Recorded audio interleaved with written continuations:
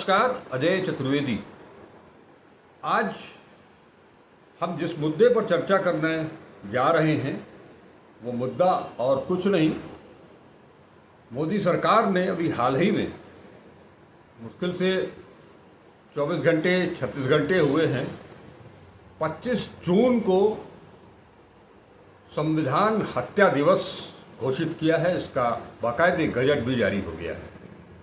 हम इसी मुद्दे पर बात करेंगे और आज हम जिनसे चर्चा करने के लिए जिनको मैंने आमंत्रित किया है वो और कोई नहीं, खुद एक राजनीति विज्ञान के छात्र रहे हैं,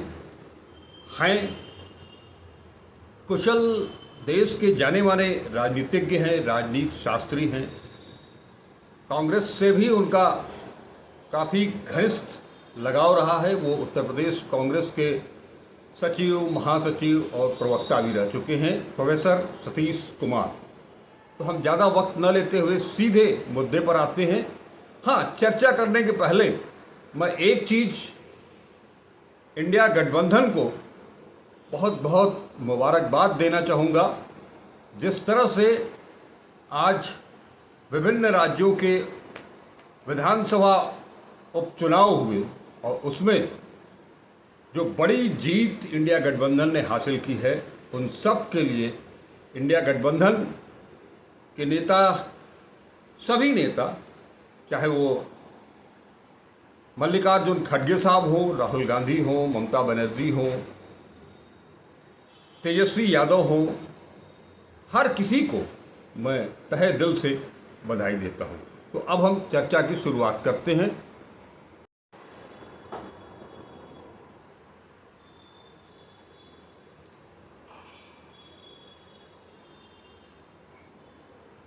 डॉक्टर साहब, आपका बहुत बहुत स्वागत है। आज लगभग 50 साल गुजर गए, एक पीढ़ी गुजर गई, आपातकाल को गुजरे हुए 50 साल से कुछ ज़्यादा हो गए। आखिर ऐसा क्या लगा इस मौजूदा गठबंधन सरकार को कि 25 जून जिस दिन आपातकाल देश में लागू हुआ था, उसे संविधान हत्या दिवस घोषित किया जाए? मैं समझता हूँ कि 2024 के चुनाव परिणामों को लेकर के या उससे उपजी हुई जो वर्तमान सत्ता के नायक हैं, उन लोगों की खींच की अभिव्यक्ति है।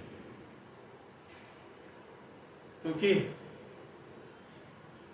अनेक राज्यों में इस बीते लोकसभा चुनाव में और अभी आप 13 विधानसभा चुनाव के परिणामों की भी चर्चा कर रहे थे, उसी दिशा का संकेत करते हैं। इनमें जो जनादेश आया उसमें माना गया कि संविधान और संविधान की रक्षा, लोकतंत्र और लोकतंत्र की रक्षा, ये एक बड़ा मुद्दा है जी। और इस मुद्दे के चलते भारतीय जनता पार्टी को भारी नुकसान है।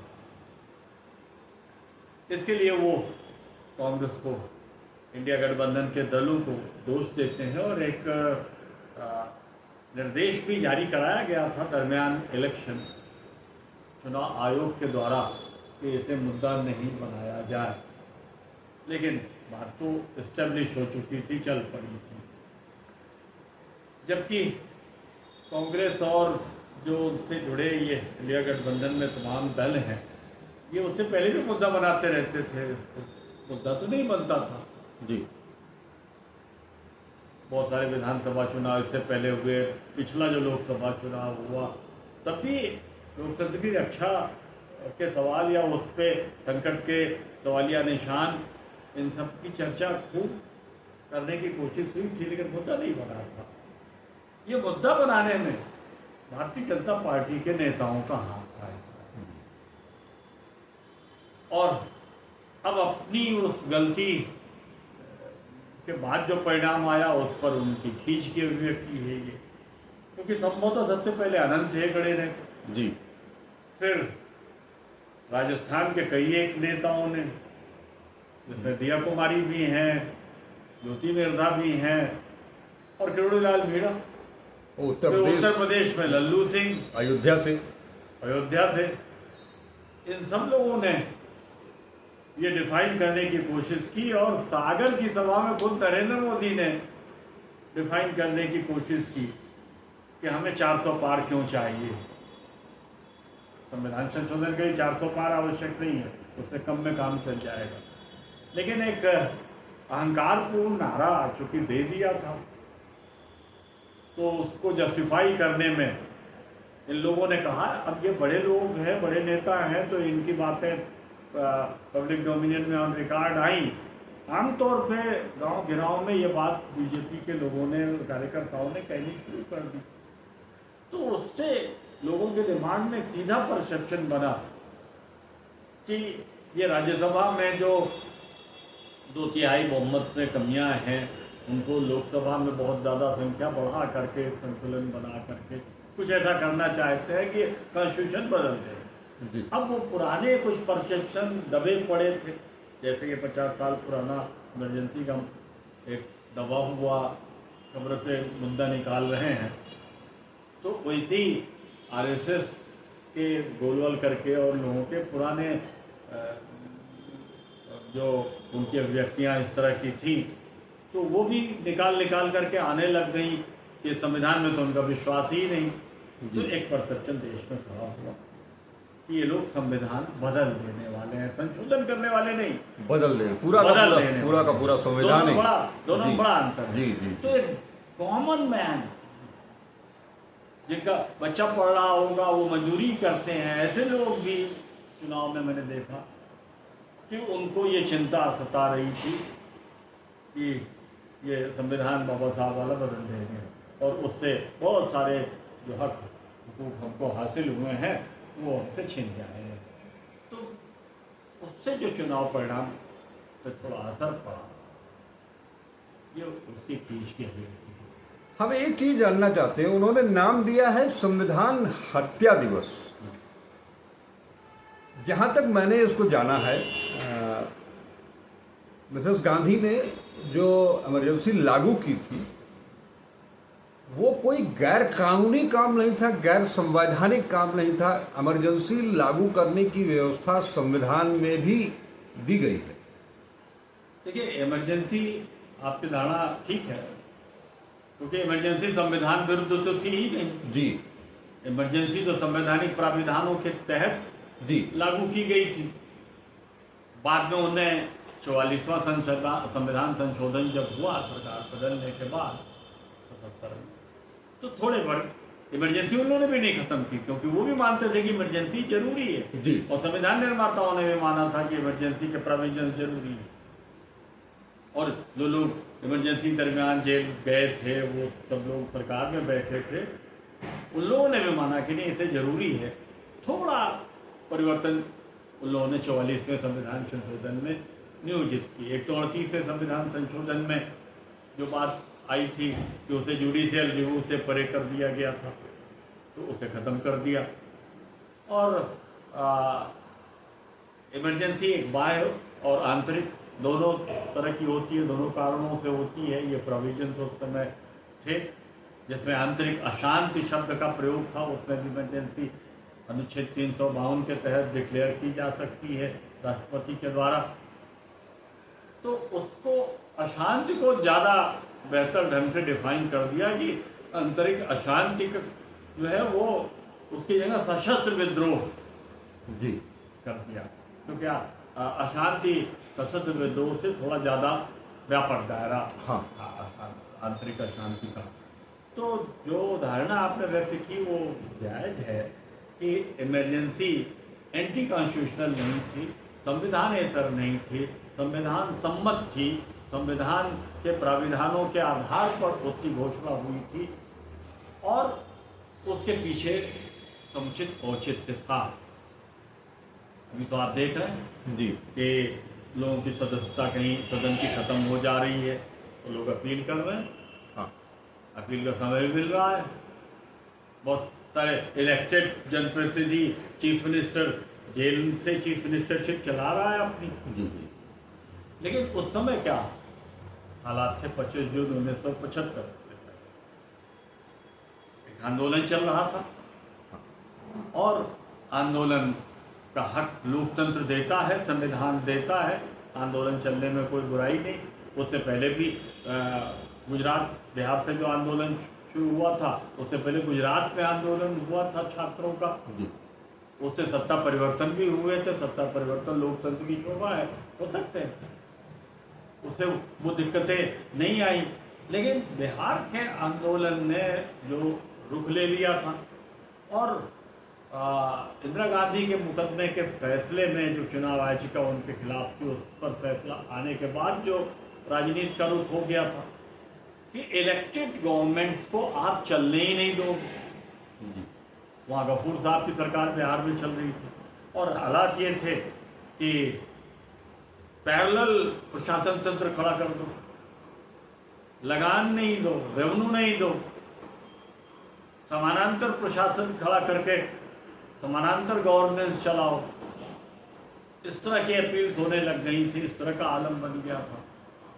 और उसी बीच एक फैसला आया राजनारायण जी के इलेक्शन पिटीशन पे, जो बहुत तकनीकी मसलों का फैसला था। बाद में सुप्रीम कोर्ट से वो टर्न डाउन हो गया, उसको स्टे भी मिला था। आज भी तमाम इशूज आते हैं, संस्था खत्म हुई है फैसले के आधार पर, तो ऊपर की जो दो अदालतों ने स्टे खारिज किया, सुप्रीम कोर्ट ने स्टे दे दिया राहुल गांधी को, और फिर उनकी सदस्यता बहाल हुई। तो उस समय भी जो फैसला आया था, ये मानहानि का केस था, वो इलेक्शन पिटीशन केस था। वे तकनीकी मसले कुछ थे कि यशपाल कपूर उनके इलेक्शन एजेंट थे, लेकिन उनका इस्तीफा स्वीकृत हो गया था, गजट नहीं हुआ था। तो इस तरह के तकनीकी मसले थे जिनके आधार पर वो फैसला आया था। तो वो फैसला बाद में टर्न डाउन भी हुआ ऊपर की अदालत से। लेकिन नहीं, अब सरकार को हम चलने नहीं देंगे जो इलेक्टेड गवर्नमेंट है। पार्लियामेंट्री डेमोक्रेसी में कोई भी, नरेंद्र मोदी जी की सरकार है, इंडिया गठबंधन के, कांग्रेस के, अब किसी के मतभेद हो सकते हैं उस सरकार से, लेकिन हम कहें कि नहीं, हम इस सरकार को काम ही नहीं करने देंगे, हम ये कहें कि सरकार को टैक्स मत दो, हम इस सरकार के समानांतर प्रशासन चलाएंगे, तो ये तो आंतरिक अशांति और एक संवैधानिक संकट की स्थिति, एक ऐसी अशांति जो संवैधानिक संकट में बैठे हुए है, वो स्थिति होती, तो वो संविधानेतर नहीं थी वो घोषणा। हाँ, उसे आप एंटी डेमोक्रेसी कह सकते हैं, but it was in defence of democracy. जी it was in defence of constitutional democracy. जो थ्रेट था कॉन्स्टिट्यूशनल डेमोक्रेसी पर कि हम किसी चुनी हुई सरकार को काम नहीं करने देंगे, हम चुनी हुई सरकार काम कर रही है तो उसके समानांतर प्रशासन चलाएंगे, इस तरह का नॉन कोऑपरेशन चलाएंगे कि रेवेन्यू नहीं दो, टैक्स नहीं दो। तो ये एक प्रकार की ऐसी कॉन्स्टिट्यूशनल क्राइसिस थी जिसके लिए इमरजेंसी प्रोविजंस गढ़े गए थे संविधान निर्माताओं के द्वारा संविधान में, और संविधान के उस अनुच्छेद 352 में बाह्य आक्रमण या आंतरिक अशांति, इन दोनों स्थितियों में संविधान का प्रोविजन था कि राष्ट्रपति घोषणा कर सकता है। हाँ, लेकिन उसका ये भी प्रोविज़न है 352 में कि 19वें अनुच्छेद में जो स्वतंत्रता के अधिकार हैं और दीगर भी जो हमारे मूल अधिकार हैं, ये सारे मौलिक अधिकार सस्पेंड हो जाते हैं इमरजेंसी के दरमियान। और उस सस्पेंशन की स्थिति में जो बहुत सारी स्थितियाँ ऐसी होती हैं जिनको आप एंटी डेमोक्रेसी न कहो, लेकिन नॉन डेमोक्रेटिक तो आप कह सकते हो।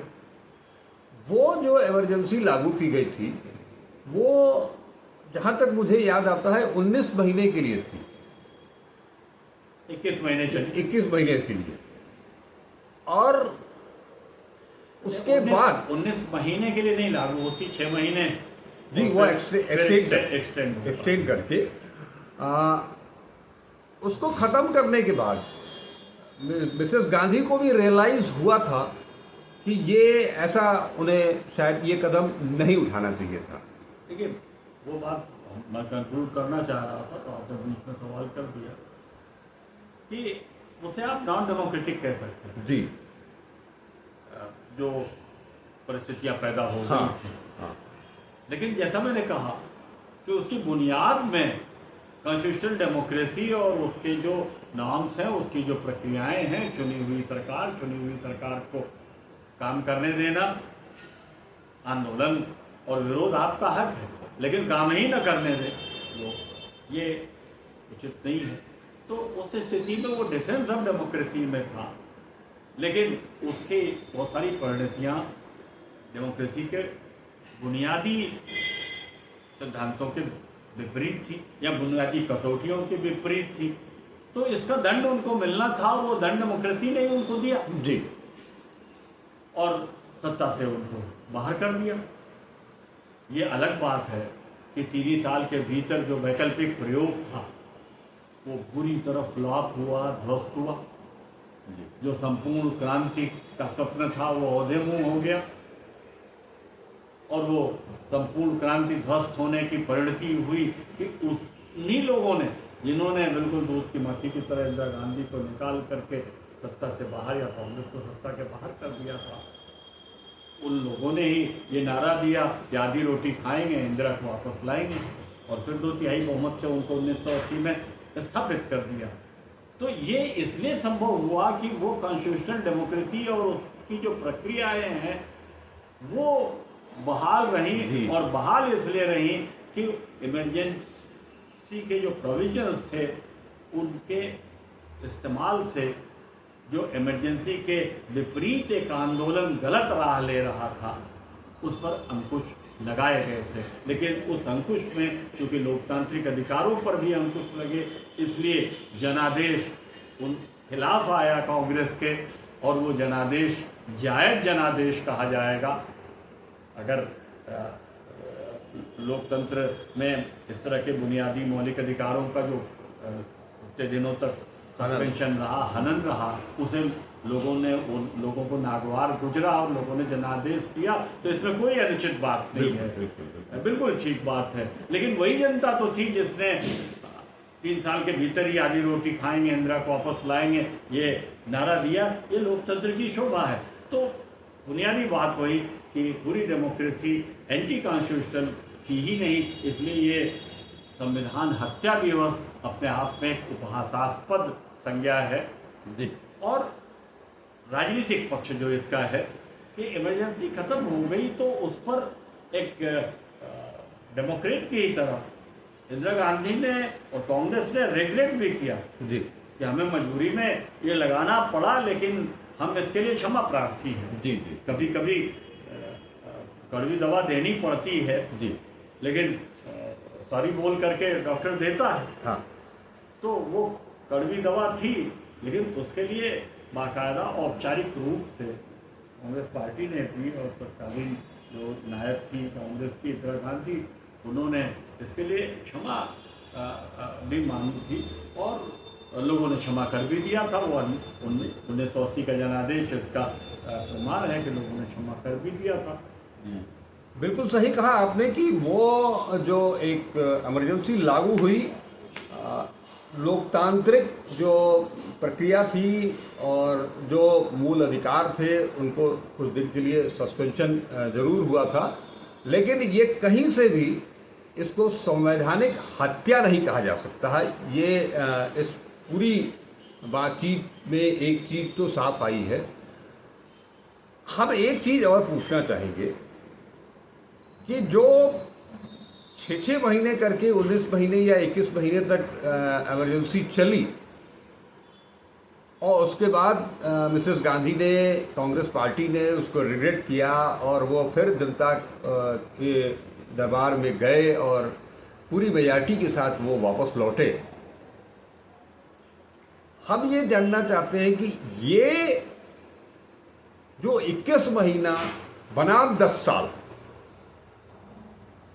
जो अधिकार, नागरिक अधिकार, जो मूल अधिकार छीने गए थे उस समय फॉर द टाइम बीइंग, और आज की जो वर्तमान स्थिति है, इन दोनों में कुछ अंतर आपको दिखाई देता है? कोई अंतर नहीं। एक चीफ मिनिस्टर के ऊपर आप केस कर दो, मॉरल रिस्पॉन्सिबिलिटी लेके उसने रिजाइन कर दिया, उसे आप 5 महीने जेल में रखो, और उसके बाद अदालत ये कहे 5 महीने बाद कि प्राइमा फेसी कोई चीज बनती ही नहीं, ये क्या है? और इस तरह के ईडी के केस में मतलब ईडी ने 9 घंटे राजीव गांधी को पूछताछ की, ज्यादा सोनिया गांधी को की, राहुल गांधी राहुल गांधी को, सोनिया गांधी को। कंक्लूड क्या हुआ? कोई केस खड़ा हुआ? आज तक नहीं हुआ, तो क्यों नहीं हुआ इतने दिन में? और कोई था ही नहीं तो क्या इतनी लंबी पूछताछ कर रहे थे? उस समय कांग्रेस ने एक बड़ा आंदोलन दिल्ली में खड़ा कर दिया था जब पूछताछ चल रही थी, शायद उसका दबाव था, अन्यथा उनका हाल भी अरविंद केजरीवाल और हेमंत सोरेन वाला हुआ होता। और हेमंत सोरेन का एपिसोड देखने के बाद अरविंद केजरीवाल ने इस्तीफा न देने का निर्णय लिया जी। तो वो भी एक विचित्र स्थिति चल रही है कि एक चीफ मिनिस्टर जेल के भीतर से काम कर रहा है, अपना संवैधानिक दायित्व भीतर से निभा रहा है, और अभी तक कोई चीज़ इतने दिनों में फॉर्मुलेट उस केस में भी नहीं हो पाई है। तो कोई गुणात्मक भेद नहीं है। ये भी कहीं न कहीं एक अधिनायक प्रवृत्तियों का द्योतक है, और 200 जो 1977 का जनादेश था, जो 2024 का जनादेश है, उससे मात्रात्मक भेद हो सकता है, लेकिन मैं मानता हूं कि दोनों जनादेश में गुणात्मक भेद नहीं है, मात्रात्मक भेद हो सकता है। जी जी जी। बहुत प्रचंड बहुमत जनता पार्टी को भी नहीं मिला था, जगजीवन राम जी की पार्टी को मिला करके बस मार्जिनल बहुमत हो गया था, और प्रचंड बहुमत नहीं था। और इसमें भी चंद्रबाबू नायडू और नीतीश कुमार को साथ लेकर के एनडीए का एक मार्जिनल बहुमत बन गया है। तो थोड़ा बहुत मात्रात्मक भेद उसमें भी आप कुछ निकाल सकते हैं, वो भी ज़्यादा नहीं है, लेकिन गुणात्मक भेद नहीं दिखाई देता हमको। और ये हमारे संविधान की ड्यूटी है। कुछ बात है हमारी की हस्ती, कुछ बात है कि हस्ती मिटती नहीं हमारी। जी जी जी जी। हमारे संविधान निर्माताओं ने जो दुनिया के सबसे बड़े संवैधानिक लोकतंत्र के इस संवाहक संविधान को गढ़ा है, ये संविधान और ये संवैधानिक लोकतंत्र और कुछ भी बर्दाश्त कर लेगा, लेकिन एक राजनीति शास्त्र के विद्यार्थी के नाते मेरा ये मानना है, एक राजनीति शास्त्र के आचार्य के नाते मेरा ये मानना है कि वो किसी तानाशाही को या किसी भी प्रकार की अधिनायक प्रवृत्ति को हिंदुस्तान का आदमी, हिंदुस्तान की जनता स्वीकार नहीं करेगी। मैंने एक तरफ से जो हम लोग की बातचीत हुई उसमें ये तो स्पष्ट हुआ कि जो नोटिफिकेशन अभी जारी हुआ है उसमें जो संविधान हत्या,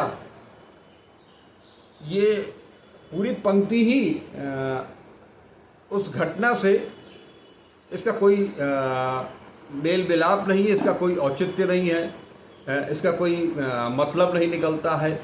संवैधानिक व्यवस्था के तहत उस समय जो सारी चीज़ें की गई थी वो संविधान के अंदर निहित व्यवस्थाओं के तहत की गई थी, और उसके बाद की जो स्थिति थी उसको भी हम गैर संवैधानिक कहीं से भी नहीं कर सकते हैं। बल्कि आज पिछले 10 सालों में जो दिखाई दे रहा है वो चाहे प्रेस की आज़ादी हो, मीडिया की आज़ादी हो, या कॉमन मैन के अभिव्यक्ति की आज़ादी हो, उस पर पूरी तरह से अंकुश लगा दिया जाना, बाकायदे उसके लिए कानून तक बना देना कि अब हमारे खिलाफ, सरकार के खिलाफ कोई कुछ नहीं बोलेगा, कोई कुछ नहीं कर सकेगा। अभी आपने दो मुख्यमंत्रियों का हवाला दिया कि दो मुख्यमंत्रियों को चुने हुए, जनता के द्वारा चुने हुए मुख्यमंत्रियों को किस तरह से फर्जी आरोप लगा करके उनको जेल में बंद कर दिया जाता है। लार्ज स्केल पर ईडी हो, सीबीआई हो, इनकम टैक्स हो, उनको अपने कब्जे में लेकर के विपक्ष को डराना, धमकाना और एक तरह से उनको अपनी पार्टी में मिला लेना, तमाम भ्रष्टाचार के आरोप तब लगे रहते हैं, उनके ऊपर एजेंसियां काम करती हैं और जैसे ही वो इधर चले आते हैं तो वो सारा कुछ धुला हुआ हो जाता है। वो फैक्टर भी काम किया चुनाव में, वॉशिंग मशीन जी, वॉशिंग मशीन का ये बड़ा भारी फैक्टर था। उसके अलावा जो एक बड़ा निर्णय इस सरकार ने लिया 2019 में इलेक्टोरल बॉन्ड का, जिसको कि सुप्रीम कोर्ट को कहना पड़ा कि ये पूरी तरह से असंवैधानिक है। सुप्रीम कोर्ट के आदेश के बावजूद चुनाव के दौरान हम लोगों ने देखा कि उस पर भी कुछ बचते बचाते ही सही, लेकिन उस पर भी टीका टिप्पणी की गई। विपक्ष की आवाज को पूरी तरह से कुचलने की कोशिश की गई। ऐसे में अगर हम बात करें तो संविधान के ऊपर हमला 1975 से ज़्यादा 2014 से 2024 के बीच में हुआ, तो गलत नहीं होगा? तो बात हो मैंने कही थी कि भाई कोई गुणात्मक अंतर नहीं है, स्वरूप का अंतर हो सकता है। और उस समय फिर भी अखबार छप के बिका करते थे, आज तो आम आदमी कहता है देख के छपा करते हैं जी। तो तरीका अलग हो सकता है मीडिया की आज़ादी को स्मैश करने का, लेकिन हुआ तो है। इसीलिए इसको संविधान हत्या तो कहना तो सर्वथा अनुपयुक्त है, क्योंकि वो संवैधानेतर कृत्य था ही नहीं, संविधान सम्मत था, न्यायपालिका ने भी संविधान सम्मत माना था। तो जो लोग गिरफ्तार हुए इमरजेंसी के दरमियान, और जनता पार्टी की सरकार ने उन लोगों को कुछ पेंशन देने की घोषणा की। लोकतंत्र कहा क्या? लोकतंत्र सेनानी कहा जी, संविधान सेनानी नहीं कहा, नहीं लोकतंत्र सेनानी कहा था।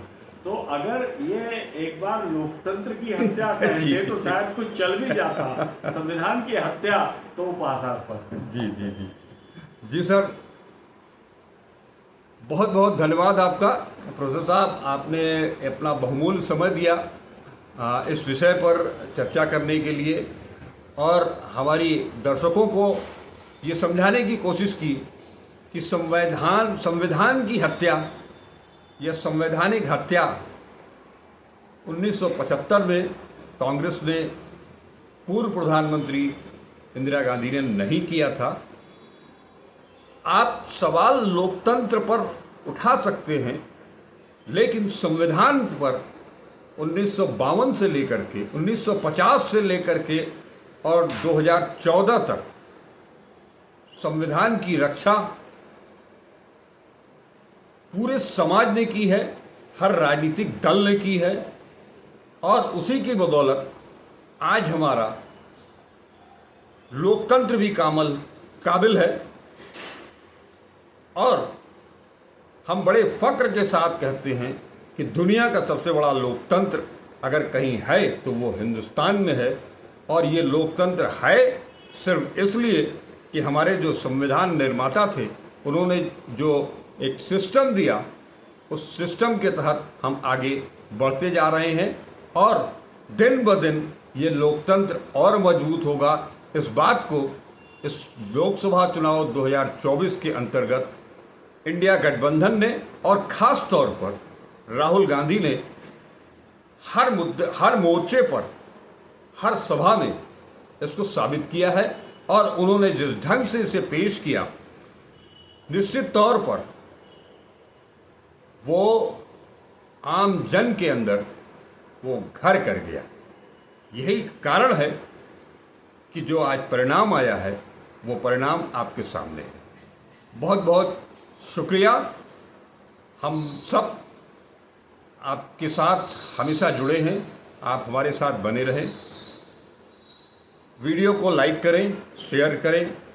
अगर अब तक अजय चतुर्वेदी 842 यूट्यूब चैनल को सब्सक्राइब नहीं किया है तो उसे सब्सक्राइब जरूर करें। हम फिर मिलेंगे। नमस्कार, अजय चतुर्वेदी।